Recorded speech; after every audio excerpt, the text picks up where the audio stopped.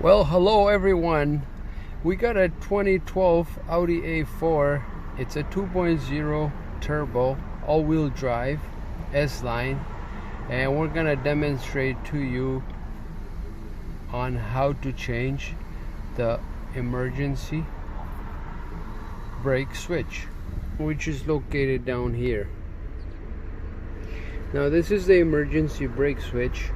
Sometimes it does not want to release, and sometimes it does not want to hold, and sometimes it does not want to work. So if you're having any of those issues and it's triggering a couple of codes, then you probably want to look into your switch. Yes, this switch right here, it's got the electronic stuff inside the computer, so sometimes they go cuckoo and it doesn't work properly.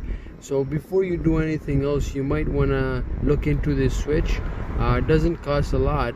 Before you do the calipers, electronic calipers and all that stuff, maybe you look into this switch. Majority of the time this switch goes bad and people think it's other stuff, so I'm gonna show you how to replace this switch.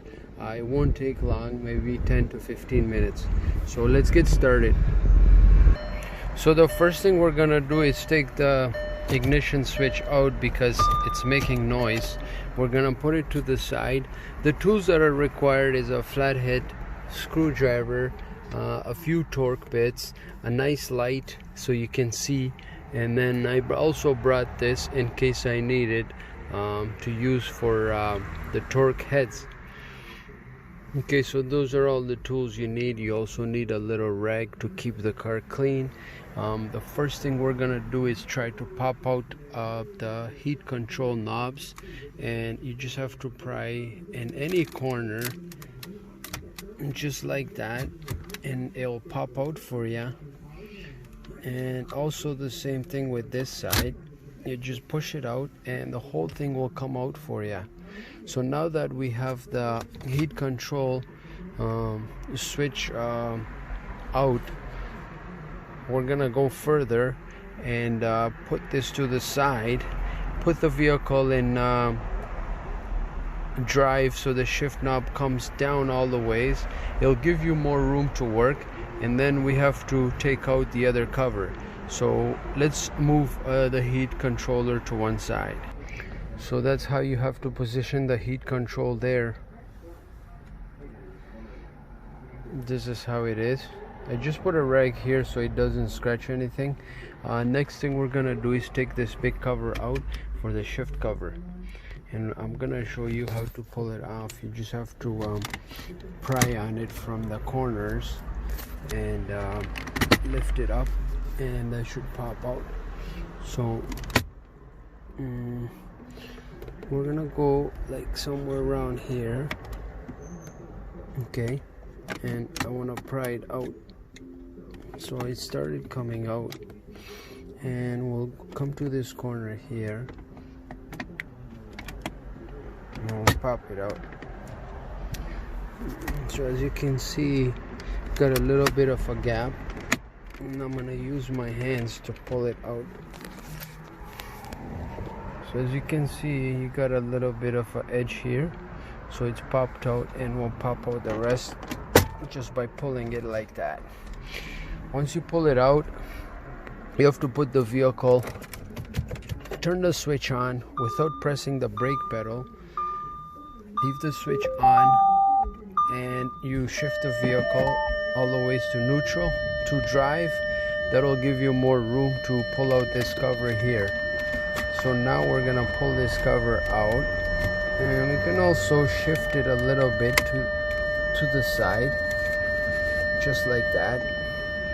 So we have a good access to the switch. Now there's a switch. It's got a few tabs on it. I apologize about the noise. Let me close my door. There we go. So we don't have to hear any beeps. You got one clip right here. Okay, you have to pry it out like this, and it unlocks. There's one on the other side too, and there's also one at the front, which is right here. So this is the other lock tab. So the first thing we're gonna do is disconnect the switch from the bottom. You have the lock, and that's where the lock is, right at the bottom. This little knob, you gotta push it down, and pretty much you gotta pull it out. So once you pull that out, and then you have to release these tabs. There's one here, one on the front, and one on the opposite side, and this switch should come right out for you. So I'm gonna try to take that switch out, and then I will show you that I got it. Alright, as you can see, we popped out the switch, and the inside is all empty. As I told you earlier, you got one tab here, and you got another tab right there. You see that? And then you got another tab at the front down here. Now, I did get a used switch for this whole thing, and this is the new switch that I received. So I'm gonna go ahead and put it on. It's a used one.